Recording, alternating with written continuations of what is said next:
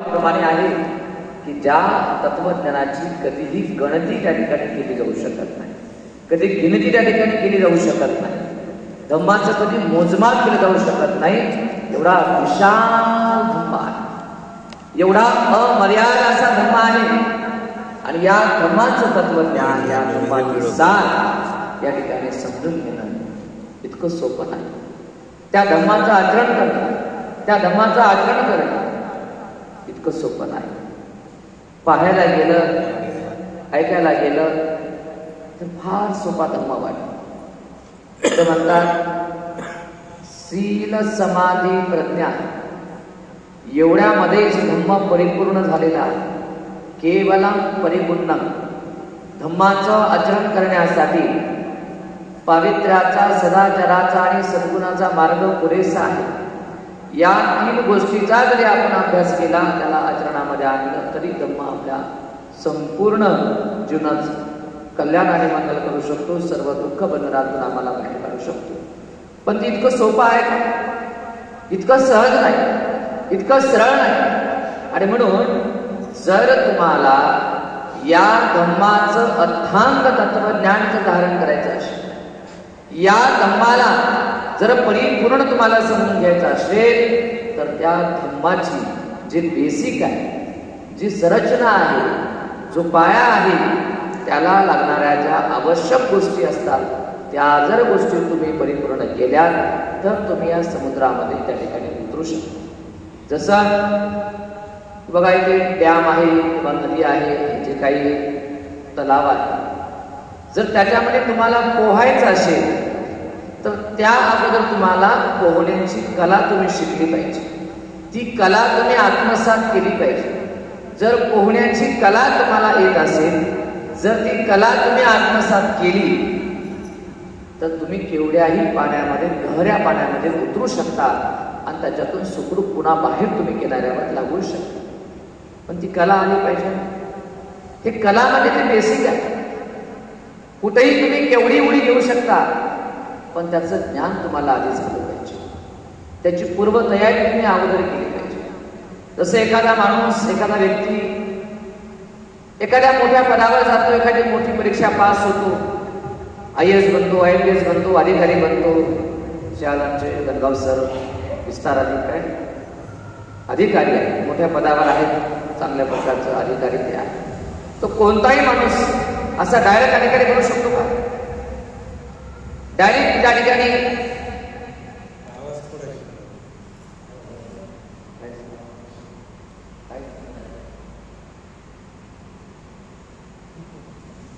कोणताही माणूस जर त्या ठिकाणी जर एखाद्या पदावर, एखाद्या महत्वाच्या ठिकाणी जर जात असेल, तर तिथे जाण्याच्या अगोदर तो मनुष्य त्याची पूर्वतयारी करतो. डायरेक्ट कुठलं की कोणी परीक्षेला जाते नाही, तर अगोदर त्याचा अभ्यास, त्या सगळ्या गोष्टी करतो. जेव्हा अभ्यास करतो, चिंतन करतो, मनन करतो, त्याची पूर्ण तयारी करतो.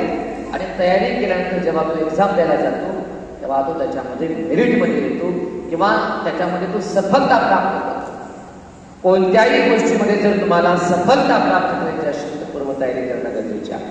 आणि म्हणून धम्मामध्ये जर तुम्हाला सफलता मिळवायची असेल, धम्मामध्ये जर तुम्हाला मेरिटमध्ये जर यायचं असेल, तर त्याची तुम्हाला पूर्वतयारी करणं गरजेचं आहे. आणि ही पूर्वतयारी म्हणजे उपासकांचे 4 सद्गुण आहेत. या 4 सद्गुणाच्या गोष्टी जर तुम्ही तुमच्यामध्ये जर प्राप्त केल्या, तर निश्चितपणे तुम्ही धम्माच्या परीक्षेमध्ये पास होऊ शकता. आणि या धम्माच्या परीक्षेत पास झाल्यानंतर जे तुम्हाला मिळणारा मेडल आहे, जे तुम्हाला मिळणारा पुरस्कार आहे, तो पुरस्कार म्हणजे निर्वाणाचा पुरस्कार आहे, निब्बाणाचा पुरस्कार आहे, मुक्ती मोक्षाचा पुरस्कार आहे.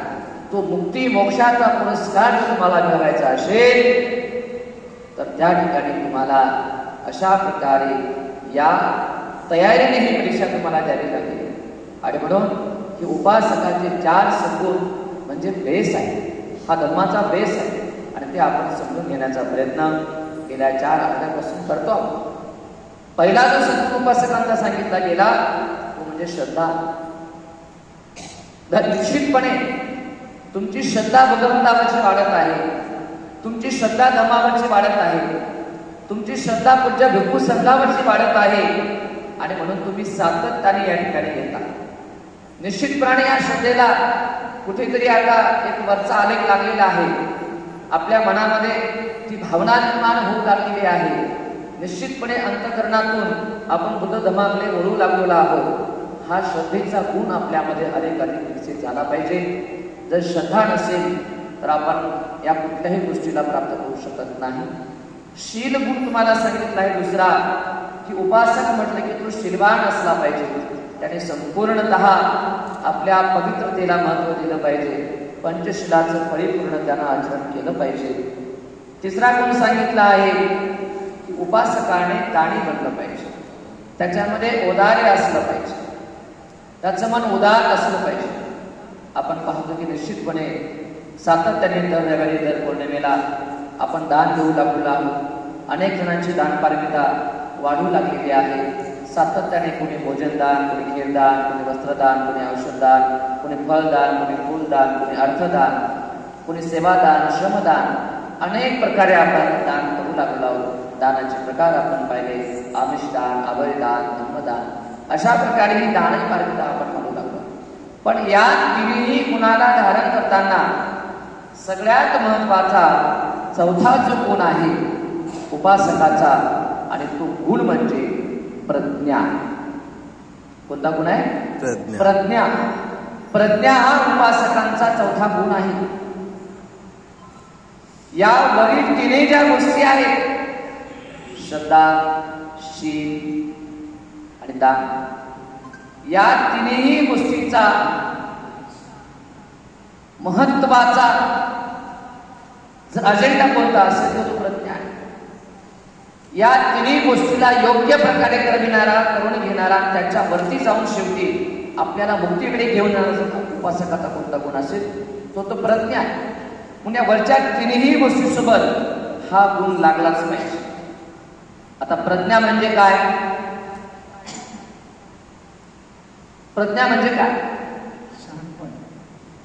प्रज्ञेचा सरळ सरळ साधा सोपा अर्थ होतो शहाणपण. काय? साधा साधा अर्थ शहाणपण. शहाणपण, शहाण, ज्ञानी. आता शहाण म्हणजे काय? आपल्या बोलीभाषेतलं शहाणपण. सत्य आणि असत्यातला फरक कळणं, चांगला आणि वाईटातला फरक कळणं, पाप आणि पुण्यातला फरक कळणं, धर्म आणि अधर्मातला फरक कळणं. ज्याला या दोन गोष्टीतला फरक कळाला त्याला शहाण म्हणतात, त्याला ज्ञानी म्हणतात. ज्याला दुःखाचं ज्ञान झालं, ज्याला अनित्याचं ज्ञान झालं, ज्याला अनात्माचं ज्ञान झालं त्याला शहाण म्हणतात.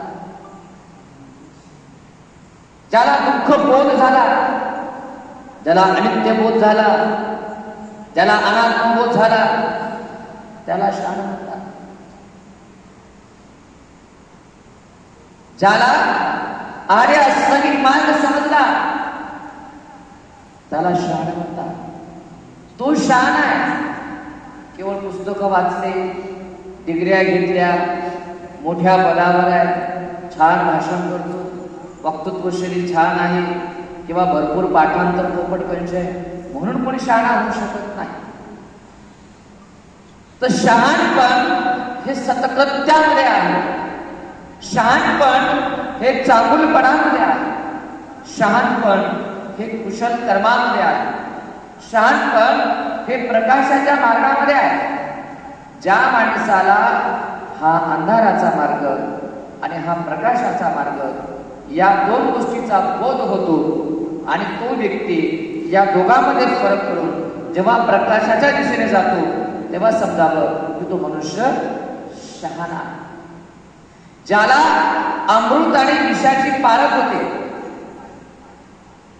अमृत आणि विषाची पारख होते, आणि ती पारख करून जेव्हा मनुष्य त्या विषाला दूर करून अमृताला जेव्हा धारण करतो, प्राप्त करतो, तेव्हा समजावं हा मनुष्य शहाणा आहे.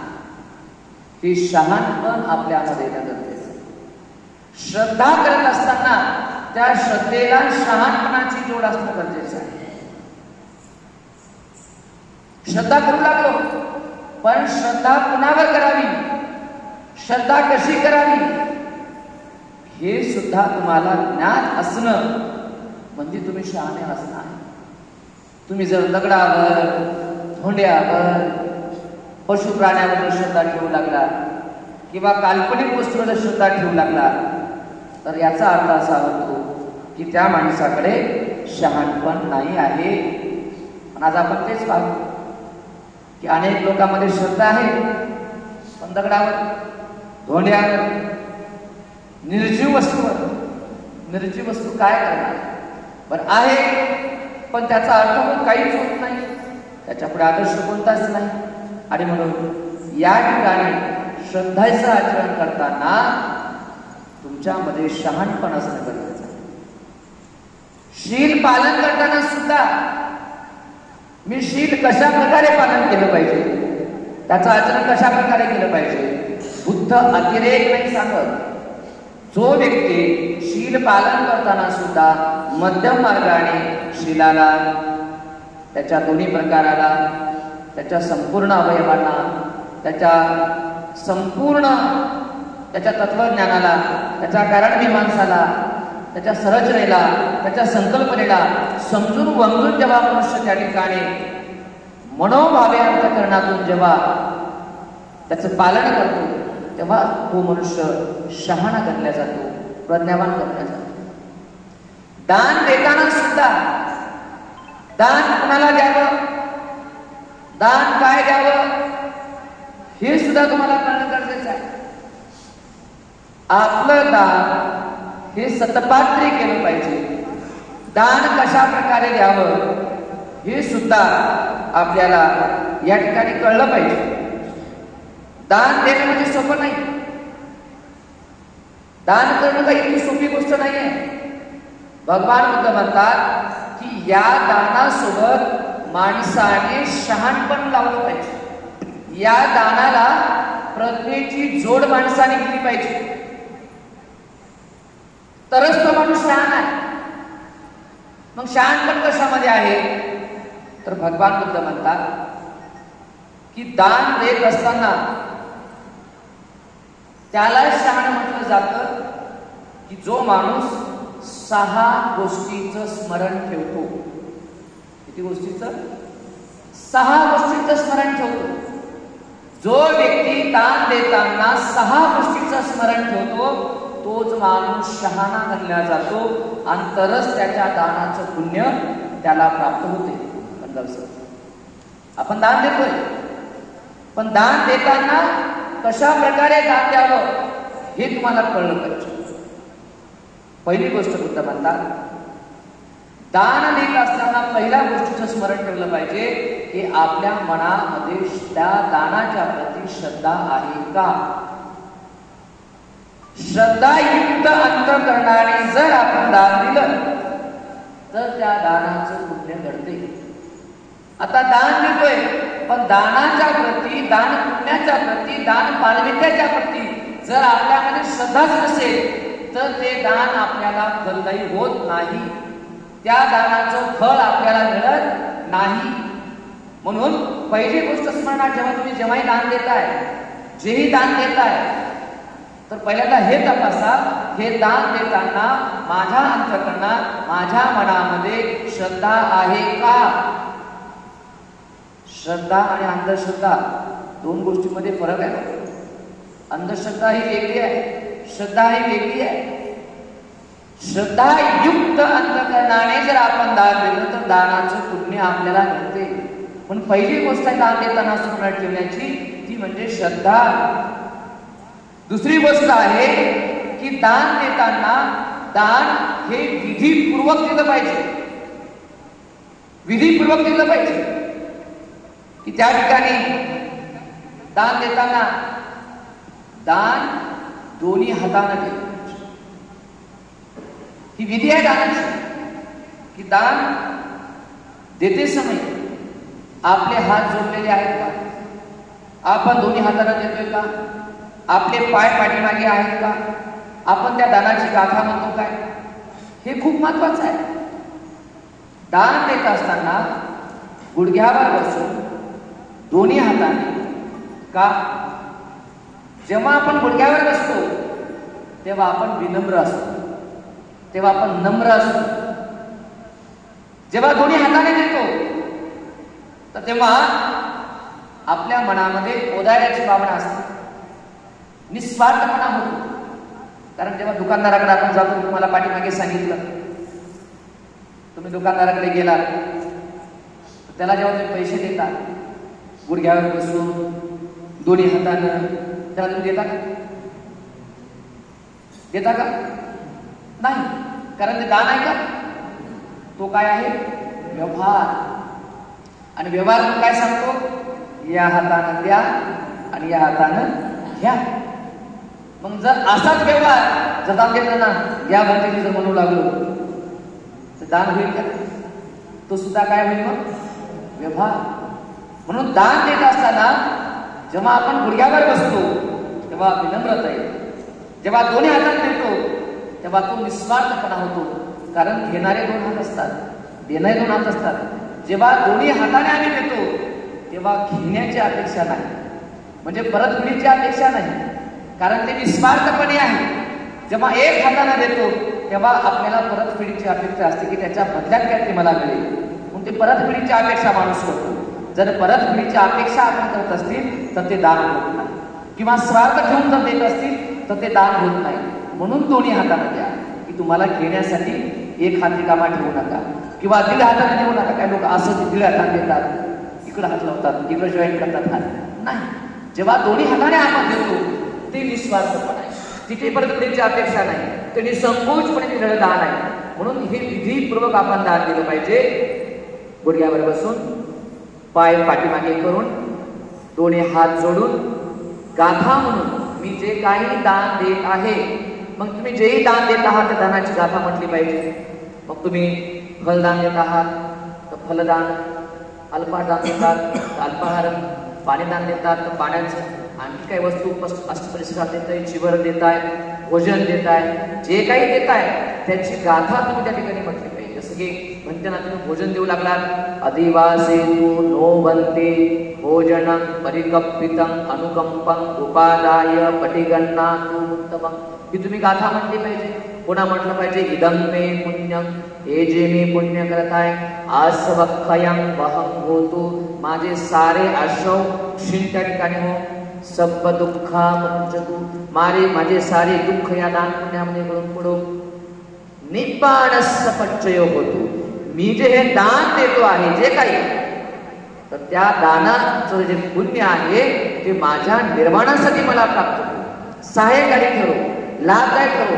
अशा प्रकारे विधीपूर्वक आपण दान दिलं पाहिजे. दान देताना दुसरी गोष्ट काय आहे?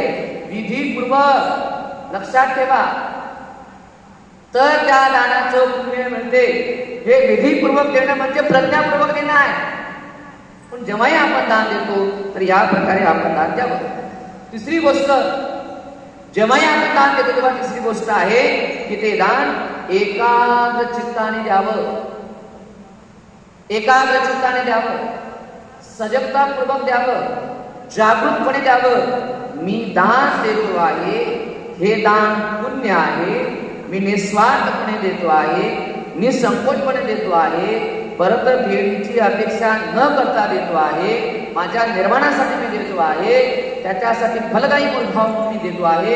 अशा प्रकारे जेव्हा जागृत अवस्थेने आपण जेव्हा हे दान देतो, हे महत्वाचं तिसरा एक गुण आहे, जे स्मरण आहे की आपण जागृतपणे दान दिलं पाहिजे. दान देतो तर संपूर्ण लक्ष त्या दानामध्ये आपलं असलं पाहिजे की मी दान देतो आहे, हे तुमच्या मनामध्ये असलं पाहिजे. नाही तर कधी कधी दान देताना बेसावधपणे द्यायचं आणि नंतर पश्चाताप करत बसायचा, अरे मला एवढं द्यायचं होतं आणि तेवढंच दिलं, आणि मग मला हे मला समजलंच नाही, मला 500 द्यायचे होते पण मी 1000 दिले, मला कळलंच नाही. मग नंतर पश्चाताप करायचा, तर त्या पश्चातापाने त्या दानाचं पुण्य होत नाही, त्याचं फळ मिळत नाही. म्हणून दान देताना एकाग्र चित्ताने, जागृत चित्ताने तुम्ही ते दान दिलं पाहिजे. ही तिसरी गोष्ट स्मरणात ठेवा. पुन्हा दान देताना मनामध्ये कोणत्याही प्रकारची द्वेष भावना नाही ठेवली पाहिजे. मनामध्ये द्वेष घेऊन आपण दान नाही दिलं पाहिजे. कोणाचा हेवा करून आपण नाही दान दिलं पाहिजे. कधी कधी लोक रागा दान देतात, फडा म्हणतात गोळीच. कधी कधी लोक म्हणतात ना, साहेब म्हणतात एवढं नाही नाही 500 रुपये घ्या. नाही साहेब तुमच्याकडे ड्युटी आहे, नोकरी तुम्ही 1000 द्या. ते मग काय करतात रागा 2000 फाडा म्हणतात, 200 फाडा म्हणतात. म्हणजे असं रागाने किंवा द्वेषाने असं जेव्हा आपण देतो तर तेव्हा त्या दानाचं पुण्य त्या ठिकाणी होत नाही. म्हणून द्वेष भावनेने किंवा कुणाचा हेवा करून नाही दान दिलं पाहिजे. नाही तर कधी कधी याला 100 दिले, 200ची फार, म्हणजे त्याचा हेवा, याला 100 दिले म्हणून मी 200 देतो. माझ्या अंतःकरणात 200 द्यावा असं नव्हतं, पण त्यांना 100 दिले ना, मग त्याच्यापेक्षा मला जास्त द्यायचं. म्हणजे त्याचा द्वेष करायचा, त्याचा दुर्भावना करायची आणि त्याचा द्वेष करून त्याच्यापेक्षा आपला जास्त असावा. त्याने 100 दिले का, माझे 151. त्याने 1000 दिले का, माझे 1001. नाही का, जसं काय बोली लावली आपण त्या ठिकाणी. तर अशा प्रकारे जर त्या ठिकाणी द्वेष करून, हेवा करून जर आपण त्या ठिकाणी दान देत असतील तर ते दान होत नाही. तर दान देताना आपण मैत्रीयुक्त चित्ताने त्या ठिकाणी दान दिलं पाहिजे. मैत्रीयुक्त चित्ताने दान दिलं पाहिजे. मनामध्ये कोणाच्याही प्रति द्वेष न ठेवता आपण दान दिलं तर दानाचं पुण्य भेटते. ही 4थं स्मरण. 5वी गोष्ट की मनामध्ये अहंकार जे आहे तो ठेवून आपण दान देत नाही. अहंकाराची भावना, लोक अहंकाराला दान देतात ना, मी काय कमी आहे काय, त्याच्यापेक्षा तर कधीही जास्त देतो मी एवढा श्रीमंत आहे, काय पाहिजे सांगा, सांगा बोला साहेब काय पाहिजे तुम्हाला, बोला गंगा काय म्हणता तुम्ही, सांगा काय करू मी. म्हणजे अशा प्रकारे जेव्हा एकत्र तुम्हाला कोणी बोलत असेल आणि अशा प्रकारे जर असं अहंकार ठेवून सांगा काय, फक्त सांगा शब्द टाका, असं जर कोणी म्हणत असेल तर ते दान पुण्य होत नाही. त्या दानाची पारमिता बनत नाही. तर मनामध्ये अहंकार न ठेवता अहंकाराला मुक्त करून, अहंकाराला बाहेर घेऊन जेव्हा आपण दान देतो तेव्हा समजावं मनुष्य दान तर देतोय पण शहाणपणाने दान देतोय, प्रज्ञायुक्त चित्ताने दान देतोय. मी जे दान देतो आहे त्याचं पुण्य कशा प्रकारे बनते, मी जे दान देतो आहे त्याची पुण्य पारमिता कशी बनते याची जाण घेऊन जेव्हा या अहंकारातून बाहेर पडून जेव्हा नम्रतेने, विनम्रतेने जेव्हा मनुष्य त्या ठिकाणी दान देतो तेव्हा ते दान प्रज्ञापूर्वक दान आहे असं समजल्या जाते. पुन्हा दान देताना लोभ मनामध्ये ठेवून दान नाही केला पाहिजे. लोभाने युक्त होऊन दान नाही दिलं पाहिजे. तो लोभ मुक्त होऊन दान दिलं पाहिजे. मनामध्ये कोणत्याच प्रकारचा लोभ तुम्ही नाही ठेवला पाहिजे. बघा अनेक लोक लोभाने दान देतात. अनेक ठिकाणी अनेक धर्मामध्ये म्हणतात मी तुला हे अमुक प्रसाद चढवितो, हे अमुक दान देतो, मला हे प्राप्त व्हाव, मला ते प्राप्त व्हाव, मला याच्या बदल्यात हे मिळाव, मला त्याच्या बदल्यात ते मिळाव, मग मी एवढं देतो, मग मी तेवढं देतो, नाही का. तर म्हणजे देतो पण देत असताना मनामध्ये काय लोभ आहे. हे दिल्यानं मला हे मिळाव, हे दिल्यानं मला हे प्राप्त व्हावं, अशी भावना जर तुम्ही मनामध्ये ठेवून जर तुम्ही दान देत असाल तर ते लोभयुक्त चित्ताने दिलेलं दान आहे. आणि लोभयुक्त चित्ताने दिलेलं दान त्या ठिकाणी कधीही तुम्हाला फळ देत नाही, त्याचं कधीही पुण्य होत नाही. आणि म्हणून तथागत भगवान बुद्ध म्हणतात की लोभयुक्त चित्ताने तुम्ही दान नाही दिलं पाहिजे. तो लोभ मुक्त चित्ताने तुम्ही दान दिलं पाहिजे. लोभातून मुक्त होऊन तुम्ही दान दिलं पाहिजे. म्हणून हे 6 गोष्टी आहेत. श्रद्धायुक्त चित्ताने, विधीपूर्वक, एकाग्र चित्ताने, द्वेष न ठेवता द्वेषमुक्त मैत्रीयुक्त चित्ताने, अहंकाराला दूर ठेवून विनम्रतेने आणि लोभमुक्त चित्ताने जेव्हा आपण दान देतो तेव्हा ते दान प्रज्ञापूर्वक दिलं गेलं असं समजलं जातं. आणि हे दान मग दान पुण्य बनते. आणि मग हे दान पारमितेमध्ये त्या ठिकाणी कन्वर्ट होते. आणि म्हणून ही प्रज्ञा तुमच्यामध्ये असणं अत्यंत आवश्यक आहे. आता प्रज्ञा 3 प्रकारची प्रज्ञा असते. म्हणजे 3 प्रकारचं शहाणपण असतं. एक आहे श्रुतमय प्रज्ञा, दुसरी आहे चिंतनमय प्रज्ञा आणि तिसरी आहे भावनामय प्रज्ञा. श्रुतमय, चिंतनमय आणि भावनामय प्रज्ञा. शहाणपण आहे एक ऐकून ऐकून ऐकून झालेलं शहाणपण. जसं की आता प्रवचन ऐकून ऐकून ऐकून जे शहाणे व्हायलोत ना आपण, ही कोणती प्रज्ञा आपली? श्रुतमय प्रज्ञा. याचं ऐकून त्याचं ऐकून ह्याचं ऐकून त्याचं ऐकून ऐकून ऐकून ऐकून जे मिळालेलं ज्ञान आहे, जे मिळालेलं शहाणपण आहे, ते फक्त ऐकून ऐकून मिळालेलं आहे. ही ऐकून ऐकून मिळालेलं शहाणपण त्याला श्रुतमय प्रज्ञा म्हणतात. श्रुत म्हणजे श्रोत म्हणजे कान, श्रोता वर्ग म्हणजे ऐकणारा वर्ग. ही श्रुतमय प्रज्ञा आहे.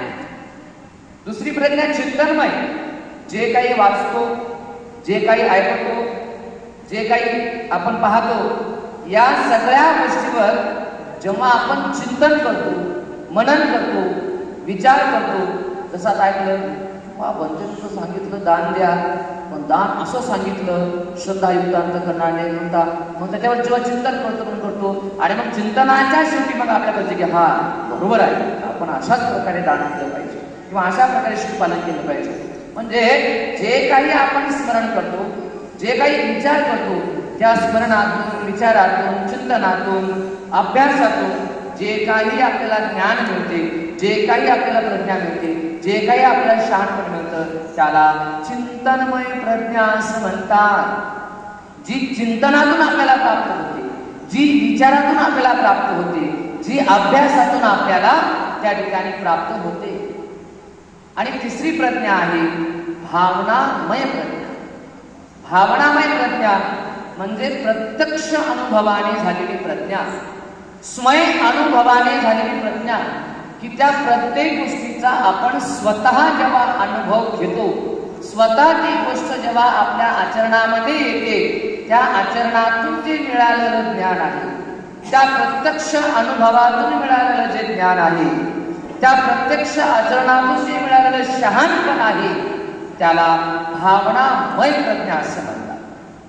जसं गुरुजींनी गंगापुरी उदाहरण दिलेलं आहे की एखादा माणूस एखाद्या हॉटेलमध्ये जातो जेवायसाठी, आणि हॉटेलमध्ये गेल्यानंतर जाण्याच्या अगोदर तो त्या हॉटेलमध्ये ऐकतो, या हॉटेलमध्ये चांगला हा पदार्थ मिळतो, या हॉटेलमध्ये हा चांगला पदार्थ मिळतो. बघा आपले काय असे हॉटेल असतात, तिथं इडली सांबारले भारी मिळतो, तिथं वडापावले भारी मिळतो, तिथे बासुंदी, तिथे शिरा उपमाले भारी मिळतो, आणि तिथं ते आपलं बिर्याणी मस्त मिळते, किंवा तिथे ते मस्त बासुंदी मस्त मिळते, किंवा तिथे ते चांगलं मस्त काहीतरी मिळते. असं प्रत्येक याच्यासाठी एक अमुक दुकान, तमुक दुकान, तमुक दुकान प्रसिद्ध असतं.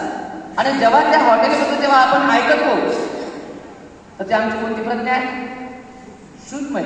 की फक्त ऐकून ऐकून ऐकून आपण त्या हॉटेलमध्ये गेलो, आणि त्या हॉटेलमध्ये गेल्यानंतर अमुक पदार्थ आपण त्या ठिकाणी ऑर्डर केल्यानंतर आपण थोडा वेळ लागतो येण्यासाठी.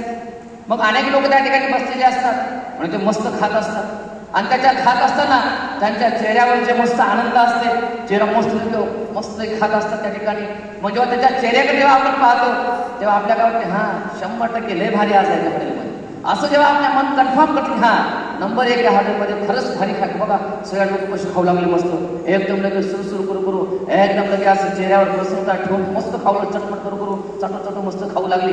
जेव्हा त्या लोकांच्या चेहऱ्याकडे बघून जेव्हा आपल्याला एखादी गोष्ट कळते की हा या हॉटेलमधला हा पदार्थ 100% भारी आहे, असं जेव्हा आपल्याला कळते, ती प्रज्ञा कोणती आहे? चिंतनातून, विचारातून, बघून जे मिळते ज्ञान, ते कोणतं ज्ञान आहे? चिंतनातून मिळणारं ज्ञान आहे, ती चिंतनमय प्रज्ञा आहे. पण जेव्हा तो पदार्थ प्रत्यक्ष आपल्या पुढे येतो आणि त्याचा एक घास आपण उचलतो आणि जेव्हा आपल्या जिभेवर टाकतो, आणि तेव्हा जी मिळणारी चव आहे, ती प्रज्ञा म्हणजे भावनामय प्रज्ञा. की आता ऐकून आलो, ती गोष्ट वेगळी आहे. लोकांकडे बघून जे ज्ञान झालं, ती गोष्ट वेगळी आहे. पण जेव्हा प्रत्यक्ष तुमच्या जिभेवर तुम्ही टाकता, तो अनुभव वेगळा आहे. आणि तो अनुभव म्हणजे प्रत्यक्ष ज्ञान. प्रज्ञा, म्हणजे प्रत्यक्ष, ज्ञान म्हणजे ज्ञान. स्वयं अनुभूतीने प्रत्यक्ष स्वतःला जी जाणीव झालेली आहे त्याला प्रत्यक्ष ज्ञान म्हणतात, विशेष रूपाने झालेलं ज्ञान म्हणतात.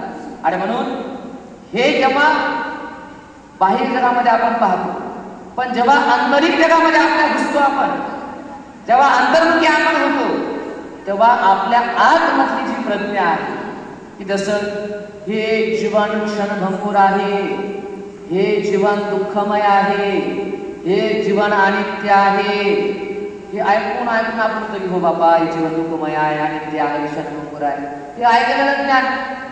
पण कधी कधी विचार करतो की खरंच जीवन अनित्य आहे, खरंच बघा ना लोक मरू लागले, खरंच बघा ना लोक असे जगू लागले, बघा असे दुःखामध्ये चिंतू लागले, बघा हे असं जगात परिवर्तन होऊ लागलं. हे चिंतनातून मिळालेलं ज्ञान आहे. पण जेव्हा प्रत्यक्ष तुम्ही ध्यान साधना करता, जेव्हा प्रत्यक्ष तुम्ही अंतर्मुखी होता आणि जेव्हा संपूर्ण जेव्हा ही कायानुपश्यना, ही वेदनानुपश्यना, ही चित्तानुपश्यना, ही धम्मानुपश्यना जेव्हा तुम्ही करता आणि स्वतःच्या संवेदनेच्या आधारावर ती दुःखद संवेदना, सुखद संवेदना, अदुःख असुख संवेदना या संवेदनेच्या आधारावर जेव्हा तुम्हाला प्रत्यक्ष कळते की हो उत्पन्न होणे नष्ट होणे हा धर्म आहे, प्रत्येक क्षण उत्पन्न होते आहे नष्ट होते आहे, वेदना उत्पन्न होत आहेत नष्ट होत आहेत, सुखद वेदना अनित्य आहे, दुःखद वेदना अनित्य आहे, असुख अदुःख वेदना अनित्य आहे. जेव्हा हे अनित्याचं ज्ञान माणसाला प्रत्यक्ष स्वतःच्या शरीरावरच्या उत्पन्न होणाऱ्या संवेदनेच्या आधारे मिळते, तेव्हा ते ज्ञान म्हणजे प्रत्यक्ष ज्ञान आहे. ते ज्ञान म्हणजे भावनामय आपल्याची प्रज्ञा आहे. जेव्हा प्रत्यक्ष या दुःखबोधाचा अनुभव आम्ही करतो, जेव्हा प्रत्यक्ष आम्ही अनित्यबोधाचा बोध आम्ही अनुभव करतो, जेव्हा प्रत्यक्ष आम्ही अनात्मबोधाचा बोध आम्ही या ठिकाणी घेतो, तेव्हा हे बोध म्हणजे प्रत्यक्ष ज्ञान आहे. हा बोध म्हणजे भावनामय प्रज्ञा आहे, स्व अनुभूतीने मिळालेली प्रज्ञा आहे. तर ही प्रज्ञा आम्हाला, प्रत्यक्ष प्रज्ञा ही विपස්සनेच्या आधारातून आम्हाला प्राप्त होते. आता याबद्दल कितीही जरी आपण आता बडबड करू लागलो तर ही प्रज्ञा जोपर्यंत स्वतः विपස්සना सेंटरमध्ये जात नाही, स्वतः 10 दिवस त्याचा अभ्यास करत नाही, तोपर्यंत हे ज्ञान आम्हाला होत नाही. आज आम्ही कुठे आहोत? 2 ठिकाणीच आहोत, श्रुतमय प्रज्ञा आणि चिंतनमय प्रज्ञा. ऐकून ऐकून ऐकून ऐकून जे शहाणपण आम्हाला झालं आणि अभ्यास करून पुस्तक वाचून वाचून चिंतनातून मननातून विचारातून जे ज्ञान झालं, आपण एवढ्यावरच थांबलोय. पण एवढ्यावरच जर आपण थांबलो तर ती खरी प्रज्ञा होऊ शकत नाही. खरी प्रज्ञा तीच आहे, खरी प्रज्ञा तीच आहे की जी प्रत्यक्ष अनुभव देते. आता एखाद्या वेळेला आपण ऐकू लागलो, यानं हे सांगलं पण ते पटलं, पण कधी उद्या परवा ते दुसरंच काहीतरी सांगते ते पण पडते. आज हा विचार केला तर ते पडते आणि परवा दुसरा विचार केला तो पडतो. म्हणून केवळ विचारातून चिंतनातून किंवा ऐकून ऐकून झालेलं ज्ञान हे आपलं भलं करू शकत नाही. भलंही श्रुतमय प्रज्ञा आपल्याला प्रेरणा देते चिंतन करण्यासाठी आणि चिंतनमय प्रज्ञा आपल्या प्रेरणा देते प्रत्यक्ष अनुभव घेण्यासाठी. पण ह्या दोन्ही प्रज्ञा सुद्धा तितक्याच महत्वाच्या आहेत. परंतु आपली मुक्ती, आपला मोक्ष, आपलं निर्माण हे कोणत्या भावनामय प्रज्ञेनंच होते, प्रत्यक्ष अनुभवानेच आपलं भलं होते. कोणी किती जरी म्हणलं गुलाबजामुन गोड आहे तर त्याचा फायदा आपल्याला होत नाही. आपण एक विचार करायचो हो त्या साखरेमध्ये बनते म्हणजे गोडच असतं, तर आपलं भलं होत नाही. जोपर्यंत प्रत्यक्ष तो तोंडात आपल्या ठेवत नाही जिभेवर, तोपर्यंत गुलाबजामुन गोड होऊ शकत नाही, होऊ शकत नाही. बघा तुम्ही त्याला तुम्ही काय गुलगुले म्हणता बघा, गुळामध्ये तुम्ही करता भज्यासारखे, ते दिसायला भजे वाटतात, ते दिसायला भजे वाटतात. आपण म्हणतो मला आता कधी आमच्या ताटामध्ये कधी कधी येतात, आम्हाला वाटतं भजे केले आज मजा आहे, पण जेव्हा ते घेतो आणि जेव्हा खातो ते गोड लागतात. अरे भजे नाही हे गुलगुले आहेत.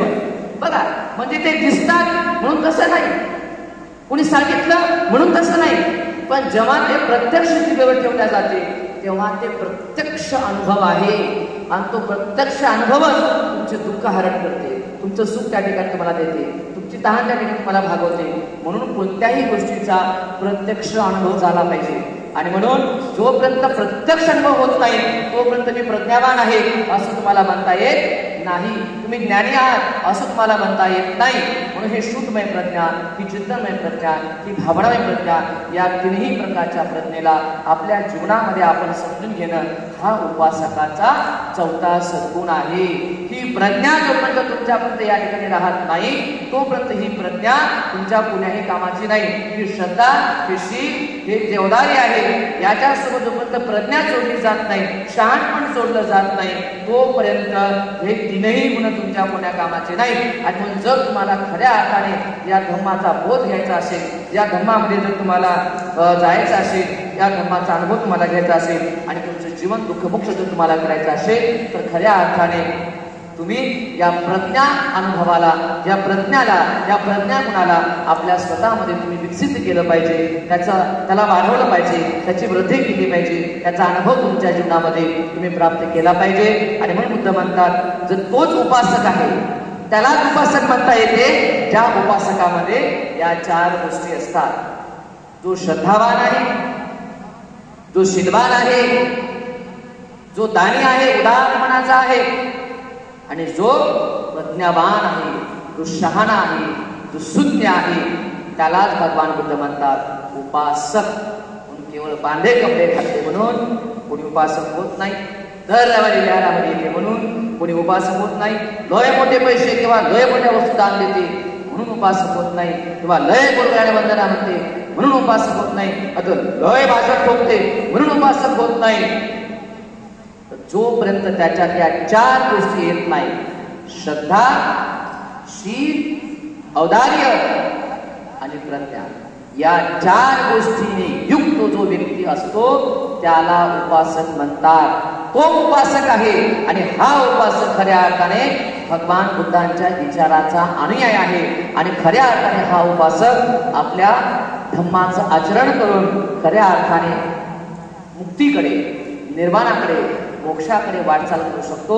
आणि ज्या माणसामध्ये या गोष्टी आहेत तोच खऱ्या अर्थाने धम्मवान आहे, धम्मचारी आहे, धम्मधर आहे असं भगवान बुद्ध म्हणतात. आणि म्हणून हाच व्यक्ती या धम्माचं सुख, आनंद त्या ठिकाणी घेऊ शकतो. म्हणून आपण किती जरी ढोंगीपणा करू लागलो तर तुम्हाला उपासक म्हणता येत नाही आणि तुम्हाला काही त्या धम्माचं फळ प्राप्त होत नाही. पण तुम्ही किती जरी या सगळ्या गोष्टी करू लागले, पण जर तुमच्यामध्ये जर या चार गोष्टी नसतील तर तुम्हाला बुद्ध कधीच पावणार नाही. धम्माचं सुख तुम्हाला कधीच भेटणार नाही. तुम्ही किती वाऱ्या करा बुद्ध विहाराच्या आणि तुम्ही किती बी द्या, पण जर या चार गोष्टी तुमच्यामध्ये नसतील तर तुम्हाला बुद्ध धम्माचं तत्वज्ञान कधीच समजणार नाही. निर्वाणाकडे वाटचाल तुमची होणारच नाही जर या चार गोष्टी तुमच्यात नसतील तर. आणि म्हणून जर तुम्हाला धम्म समजून घ्यायचा असेल, जर तुम्हाला धम्माचा अनुभव घ्यायचा असेल, जर धम्माचं बल तुम्हाला मिळावं असं वाटत असेल, धर्म तुम्हाला समजावा, उंचावा तुम्हाला वाटत असेल, धम्माचं ज्ञान तुम्हाला मिळावं आणि या धम्म बलाने तुमचं कल्याण व्हावं, दुःखमुक्त जीवन तुमचं व्हावं, तुमच्या मनुष्य जीवनाचं सार्थक व्हावं, तुमचं मनुष्य जीवन सार्थकी लागावं असं तुम्हाला वाटत असेल तर या चार गोष्टीचा विकास तुम्ही आपल्या जीवनामध्ये या ठिकाणी प्रकर्षाने करा. या चार गोष्टी तुमच्या स्वतःमध्ये वृद्धिगत करा असं भगवान बुद्ध ठिकाणी सांगतात. आणि म्हणून लक्षात ठेवा, जर तुम्हाला उपासक बनायचं असेल तर तुम्हाला श्रद्धावान बनणं अनिवार्य आहे, शीलवान बनणं अनिवार्य आहे, औदार्य तुमच्यामध्ये असणं अनिवार्य आहे. औदार्य म्हणजे दानत्व. आणि तुम्ही शहाण असणं, खऱ्या खोट्याचं दोघांचा फरक तुम्हाला कळणं, धर्म अधर्म, पाप पुण्य, कुशल अकुशल, चांगलं वाईट, योग्य अयोग्य, विष आणि अमृत या दोघांचा फरक तुम्हाला कळणं हे अत्यंत अनिवार्य आहे. जेव्हा या चार गोष्टीने तुम्ही युक्त धम्माचं आचरण कराल तेव्हा खऱ्या अर्थाने धम्मामध्ये तुमची प्रगती होईल, तुमची धम्मामध्ये वृद्धी होईल. आणि खऱ्या अर्थाने मग भगवंताने सांगितलं जे निर्वाण आहे ते निर्वाण तुम्हाला प्राप्त होईल. आणि मग निर्वाणाकडे वाटचाल करण्यासाठी तुम्ही या चार गोष्टीचं जीवनभरपर्यंत चांगल्या प्रकारे, योग्य प्रकारे स्मरण करा. या चार गोष्टीला आपल्यामध्ये या चार सद्गुणाला वाढवण्यासाठी जीवनभर प्रयत्न करा. आणि ते तुम्ही कराल हीच मंगल भावना या ठिकाणी व्यक्त करतो आणि आपल्या सर्वांच्या प्रती मंगल आशीर्वाद देतो. साधू साधू साधू.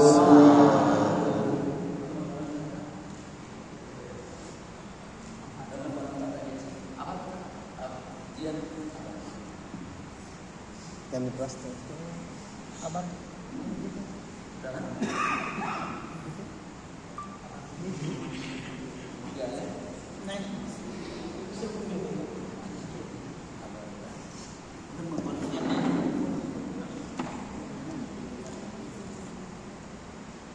एकदा आपणा सर्वांच्या महान आदर्शांना त्रिवार वंदन.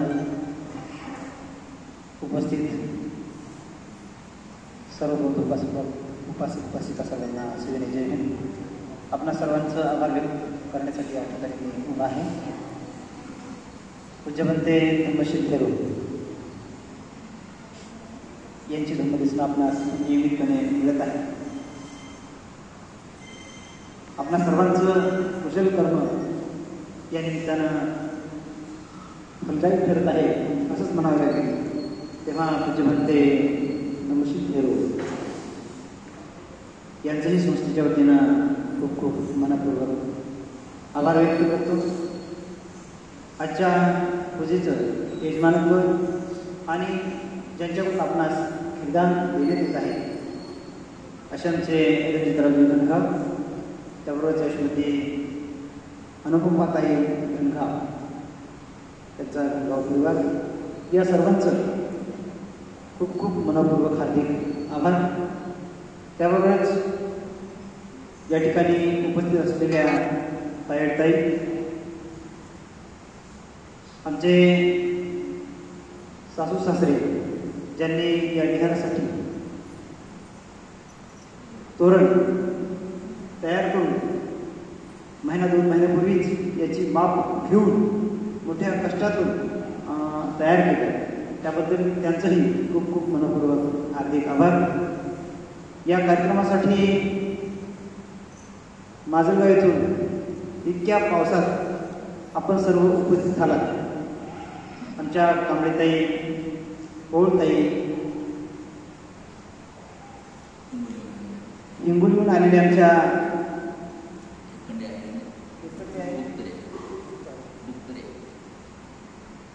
एकंडी आई आणि उक्ताराई, त्याबरोबरच परिसरातून उपस्थित असलेले सर्वच उपासिका, विशेष करून आणखी लोणगाव येथून उपस्थित असले आमचे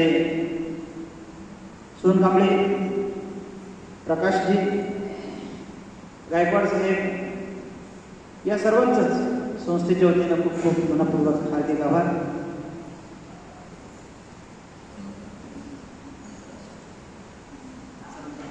पुन्हा एकदा सर्वांचं खूप खूप मनपूर्वक हार्दिक आभार व्यक्त करून आपण शरणती घेऊया आणि आजच्या बुद्धवंदनेचा आणि धम्मदेशनेचा कार्यक्रम या ठिकाणी संपन्न करूया. कार्यक्रम संपन्न झाल्यानंतर आपणासाठी सुरुची अशी ही गणगाव परिवाराच्या वतीनं देण्यात येणार आहे. तेव्हा त्या अखेरचा देखील सर्वांनी आस्वाद घ्यायचा आहे.